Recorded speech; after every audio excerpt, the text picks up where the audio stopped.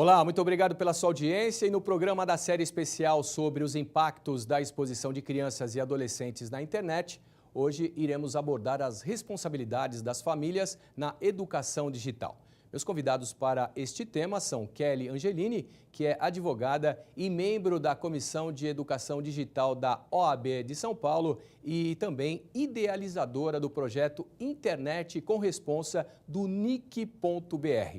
E também Luiz Fernando Heisenberg, pai do youtuber do canal Show do Tiago. Confira a partir de agora as entrevistas que aconteceram no workshop promovido pela NIC.br. Acompanhe. Tiaguinho, que tem 5 anos agora, né?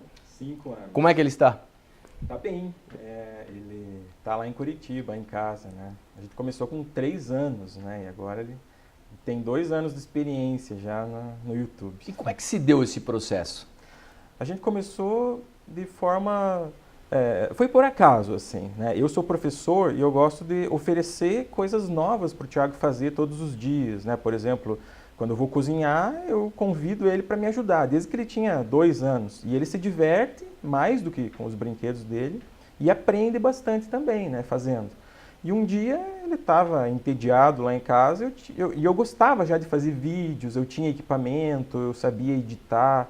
Então eu convidei ele para fazer um vídeo e ele gostou, né? Ele se desenvolveu também, porque os primeiros vídeos que a gente fez foi sobre livro. Então ele teve que lembrar da história do livrinho para contar para o público, né? Só que a princípio eu não ia publicar, eu só ia guardar como recordação. Mas deu tanto certo, né? Eu publiquei o primeiro para os amigos, daí de repente quando eu vi tinha já vários vídeos. Ah, não, vamos criar um canal porque se tem gente que gosta, né? Vamos continuar fazendo isso, né? E ele, como é que ele se deu nesse transcorrer dos anos?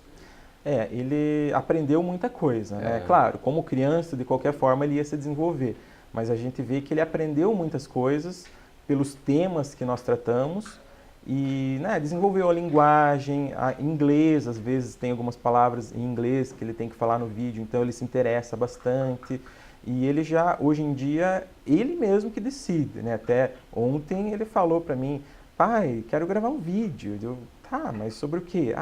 Pode ser sobre cartas, né? Sobre as cartas que eu recebo, que eu escrevo, que eu incentivo isso, né? Sim. Então eu achei um tema legal, uma ideia que partiu dele, né? Então hoje ele está bem mais autônomo nesse ponto dele decidir o que fazer. Antes era eu que decidia. Então, né? Hoje podemos dizer, no linguajar do jornalismo, que ele é o dono das pautas também. É verdade. Ele faz as pautas e apresenta. Inclusive os roteiros, né? Porque a gente grava em torno de um vídeo por semana, em fim de semana. Então, durante a semana, a gente vai tratando do tema, do roteiro, e ele gosta, hoje em dia, de participar, né? Então, ele chega no dia que a gente vai gravar, ele já sabe tudo, né? Então, isso é muito legal, ele se interessa, ele se desenvolve bastante pela produção do vídeo. Quais os temas que mais viralizam na internet, feito pelo Thiago? A gente percebeu no começo, assim, que a gente fazia vídeo sem intenção nenhuma, era só para se divertir, mas tinha pessoas que estavam agradecendo o fato de a gente fazer a vida delas mudar de alguma forma, né? Por exemplo, a gente fez um vídeo lá em que a mãe, uma mãe não falava com a filha há 10 anos já. E essa filha assistiu um vídeo do Thiago e resolveu fazer as pazes com a mãe por conta do vídeo. Então a gente percebeu que as pessoas queriam algo assim, né? Uma mensagem legal. Então a gente começou a fazer vídeos tentando passar mensagens de amor, contra a violência, contra o bullying. E esses são os vídeos que mais fazem sucesso. E qual foi o que mais viralizou? Teve a experiência que o Thiago fez com flores, em que ele ficou elogiando uma e xingando outra durante um mês. Certo. E depois de 30 dias, a flor que ele xingou morreu e a outra estava bonita. E esse vídeo teve 11 milhões de visualizações. E você me dizia também que um que viralizou também, tanto quanto o da flor, que é um vídeo que chama-se O que é o Amor? Isso, é esse vídeo que fez mais de uma pessoa já fazer as pazes com alguém importante. Né? Teve um rapaz também que estava há 5 anos sem falar com o pai e por conta desse vídeo ele fez as pazes. E o Thiago explica, né, com ímãs o que é amor. Então tá bom, vamos assistir esse vídeo? Vamos. Então tá bom, se você não conhece o Thiago, vai conhecer a partir de agora, a gente vai conhecer e vamos ver juntos aqui esse vídeo muito bacana, O que é Amor. Oi gente, tudo bem? Hoje eu quero falar sobre a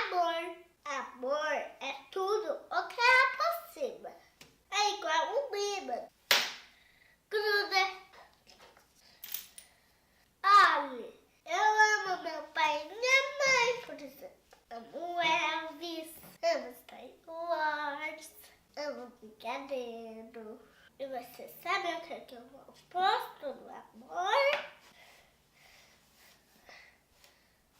O medo. Medo é tudo que afasta. Eu tenho medo de aranha, por exemplo. Tenho medo de ir no banheiro sozinha de noite. Tenho medo de vampiro. Então não fujo dessas coisas. Olha, não é o oposto do amor. Porque quando você odeia uma coisa, você sempre pensa naquilo. E daí você atrai essa coisa pra você. Então a gente vai dizer o ar e o medo. E amor. Olha. Amor. Antes eu não gostava de tomate. Eu tinha medo que isso fosse ruim. Um dia eu dei uma chance e eu experimentei. E hoje eu amo tomate. Então lembre-se, aproximar é melhor do que afastar. Tá bom? Tchau, gente. Muito obrigada por assistir meu vídeo e se inscreva no meu canal.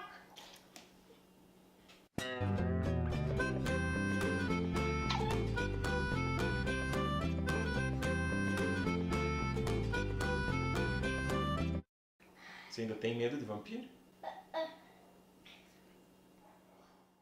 Aí, portanto, então, o show do Thiago, esse vídeo é muito bonito, né? O que é amor. Então, você teve alguns contatos com essas pessoas que deixaram as mensagens, que disseram que realmente, através desse vídeo, através da mensagem do Thiago, que as vidas acabaram mudando? Sim, toda semana tem vários comentários, mensagens diretas através das nossas redes sociais de pessoas que fazem algum tipo de elogio ou agradecimento. Então, sim, a gente acaba mantendo contato, faz amizade, inclusive, com algumas dessas pessoas. Essa ideia desse vídeo, particularmente, do que é amor, partiu dele também? Do sentimento dele?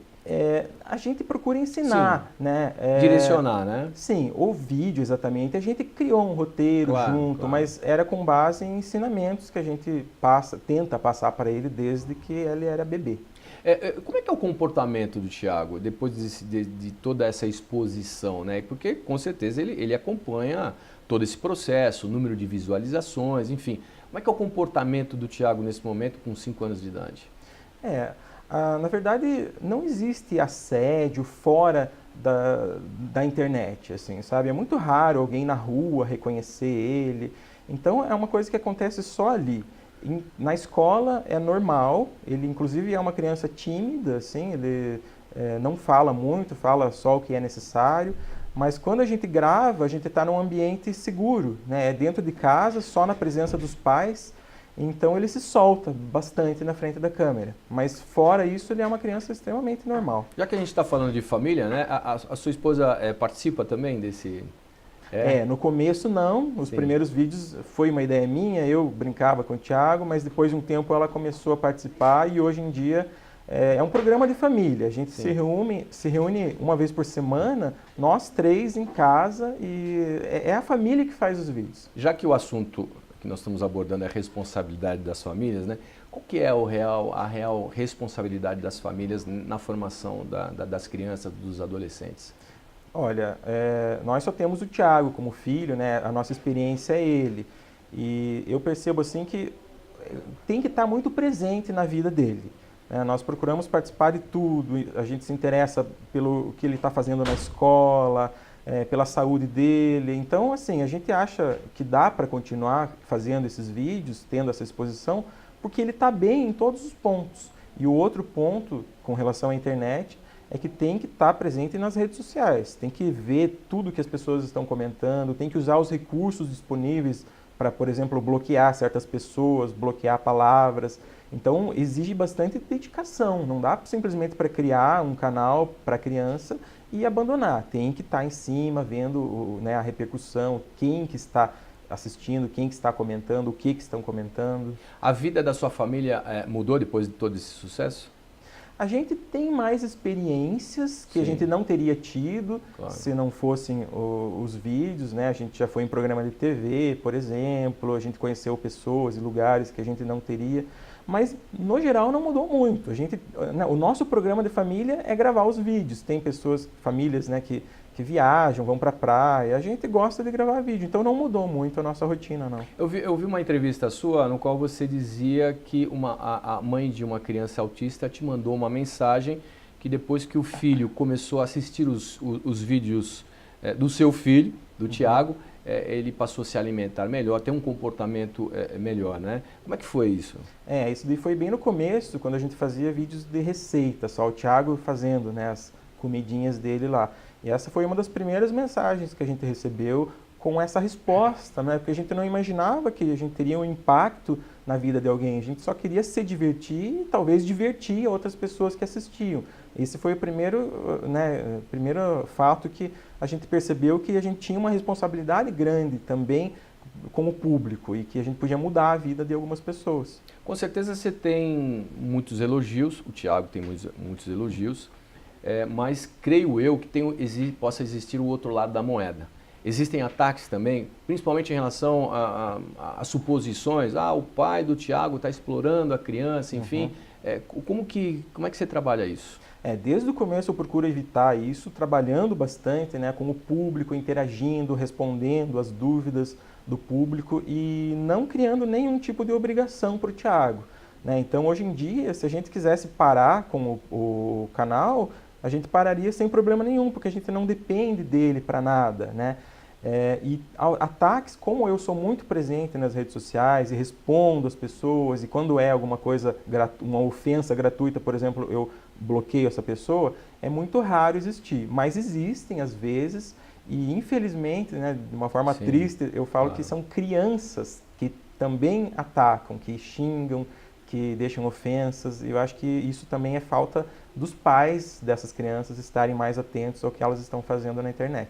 Agora, é inevitável, devido a todo esse sucesso, tantos likes, a tantas visualizações, que comercialmente o seu filho não seja forte. Existem empresas que querem comercializar, querem explorar a marca do teu filho, a imagem do teu filho, colocando exatamente as marcas? Não é tanto assim. Normalmente acontece perto de datas comemorativas, como o Dia dos Pais, Dia das Crianças, mas eu sou muito chato, assim, eu sou muito pai, não sou empresário. Então, quando eles começam a exigir muito, assim, eu falo que não importa, né, o quanto eles querem pagar, eu falo que se o Thiago tiver que fazer alguma coisa que obrigue ele a gravar, algo que ele não queria gravar, ou quando ele não queria gravar, a gente não aceita. Mas a gente faz em torno de umas 5 ações publicitárias por ano. Bacana. Mas não são grandes valores, não. É uma coisa que ajuda a manter o canal, porque a gente tem que comprar equipamento, essas coisas. Mas realmente não é tão forte assim como eu achei que seria. Você trabalha? Eu sou professor. Como que é o teu ritmo de vida? Como a gente só grava durante fim de semana, então normalmente eu gravo no sábado e edito no domingo, né? E daí eu fico 24 horas com o celular para ver os comentários e responder, mas fora isso é tranquilo. O que você está visualizando de futuro para o Thiago? Olha, eu pergunto muito para ele se ele realmente quer fazer isso e ele sempre diz para mim que quer. Se ele quiser parar, sem problemas, mas se ele quiser continuar, eu vou ficar próximo porque eu quero estar presente nisso e ajudar ele no que ele for preciso. Tá bom. Muito obrigado pela sua presença, pela entrevista. Manda um beijão para o Thiago. Pode deixar. Obrigado. Grato.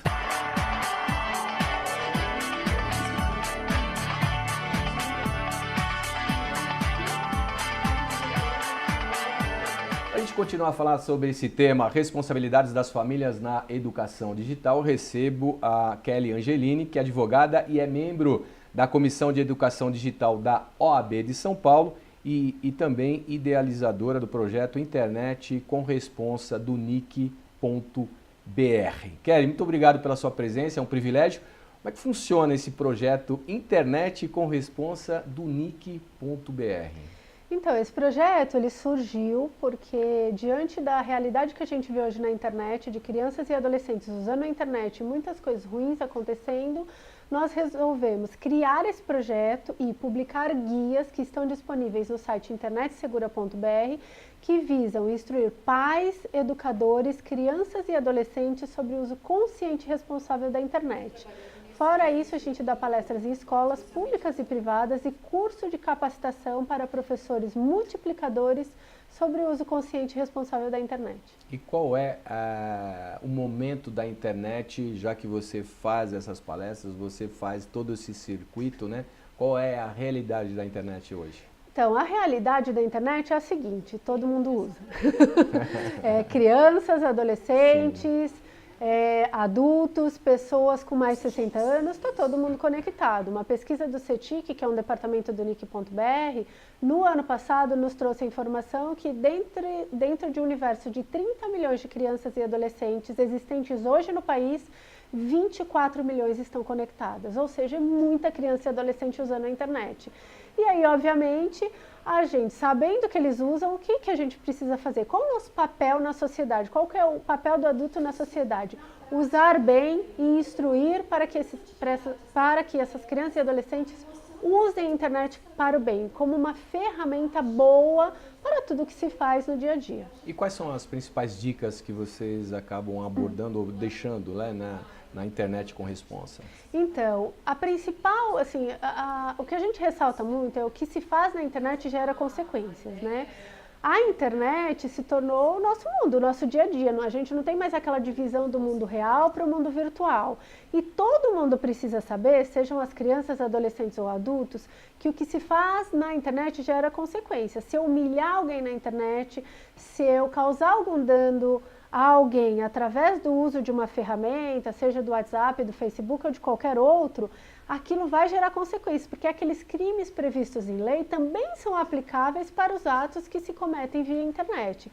Então, assim, ter a noção de que a internet gera consequências e de que é um engano achar que a internet é uma terra sem lei, precisa cair, né? Mas ainda faltam mais leis em relação a tudo isso? Eu não acredito que faltem mais leis, não. A gente já tem o Marco Civil da Internet, que traz diretrizes e princípios sobre o uso da internet, que foi uma lei, né, que contou com a colaboração da sociedade, que é muito benéfica, e todo o ordenamento jurídico que a gente tem hoje, seja no Código Penal ou no Código Civil, são aplicáveis aos atos que ocorrem na internet. Então, eu acho que o que está faltando aí é a instrução.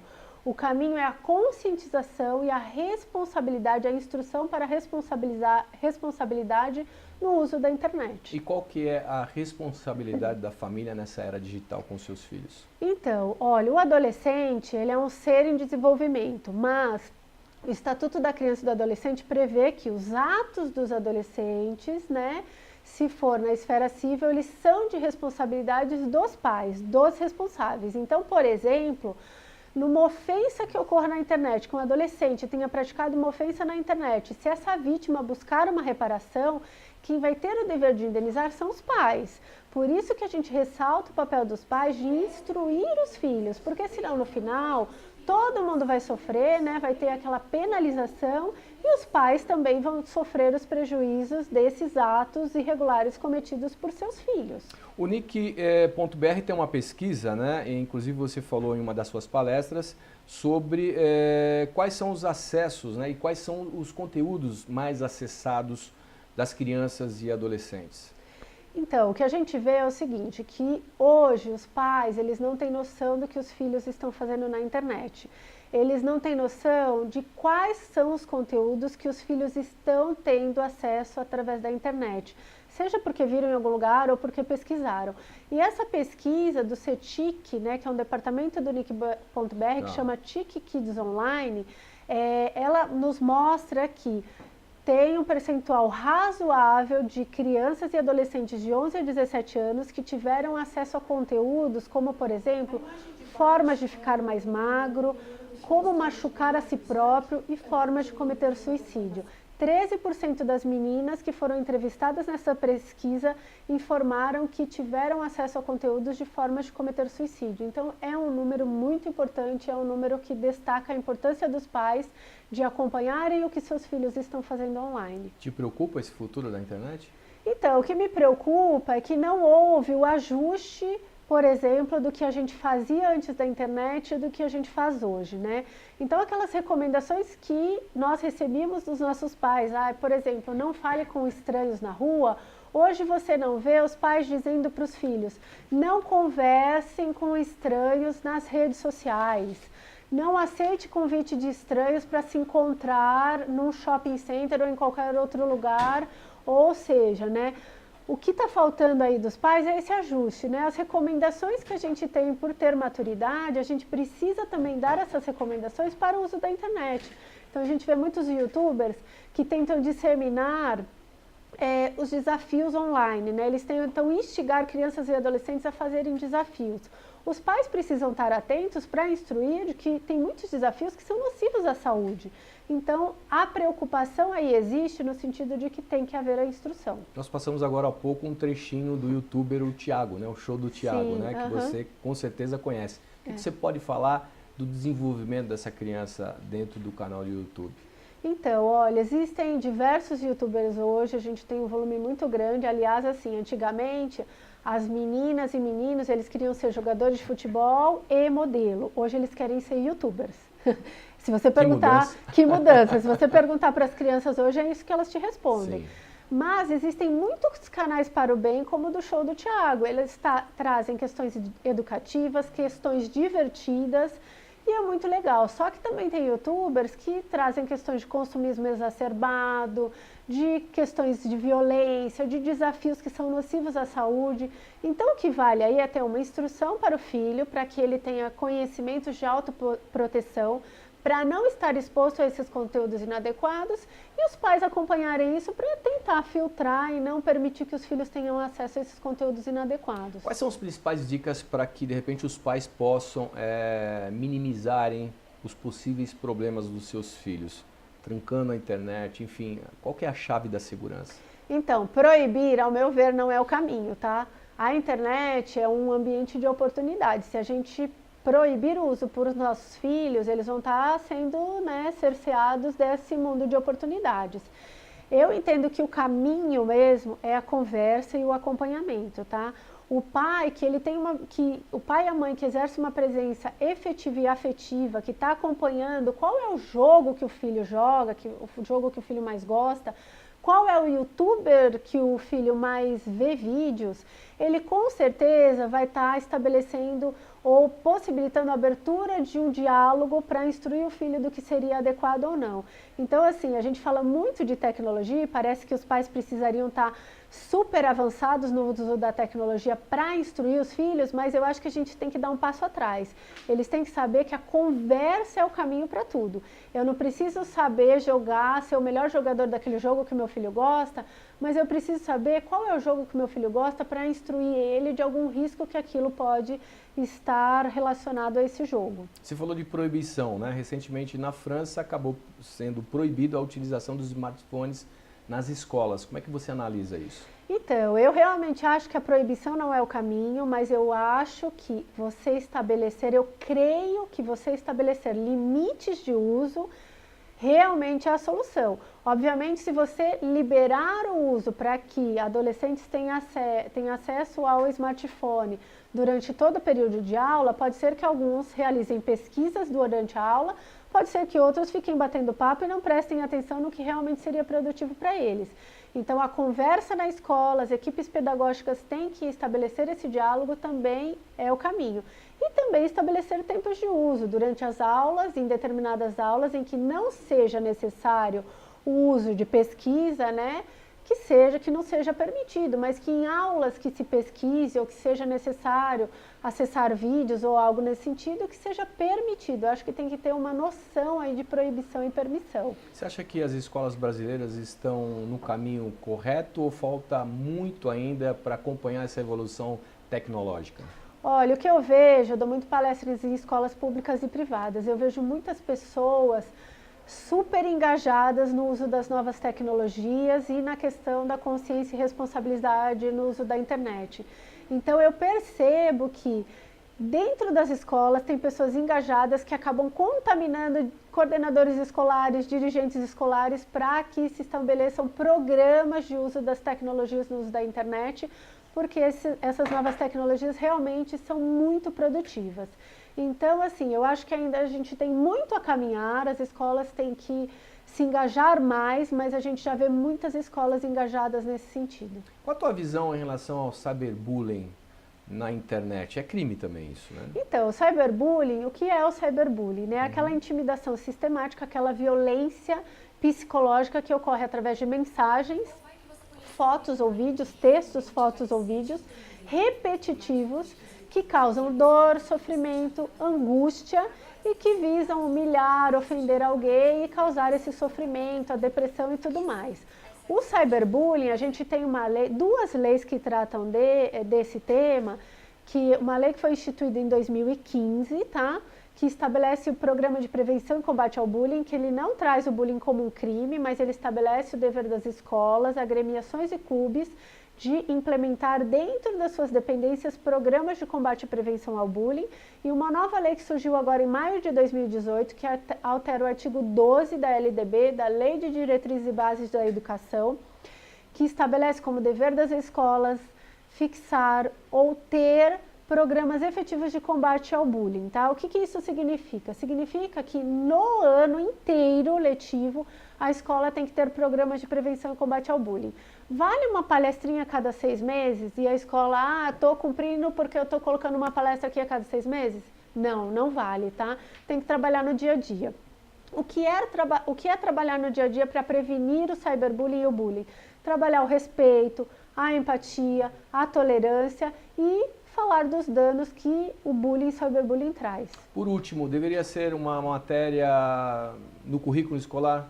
Olha, eu acho que a gente não precisa ter uma matéria no currículo escolar porque as escolas já estão assim assoberbadas de tanta coisa que eles têm que colocar ali no dia a dia. Mas eu acho que, por exemplo, num texto de língua portuguesa você pode trabalhar o bullying e o cyberbullying, numa questão de geografia ou numa questão de uma matéria de história, você pode trabalhar respeito, empatia, tolerância. Então, assim, tem vários assuntos, valores morais e éticos que podem estar enraizados no dia a dia da atividade escolar. Entrevista ótima. Muito obrigado pela sua presença. Eu que agradeço. Privilégio. Agradeço muito. Muito obrigado pela sua companhia, muito obrigado pela sua presença, muito obrigado pela sua importante audiência. Se você quiser rever esse programa, você vai vê-lo exatamente no nosso canal do YouTube. Ficar por dentro de tudo o que aconteceu nesse importante workshop que nós estamos produzindo vários programas importantes para você e também para a sua família. Fique na paz e até o próximo programa. Vale a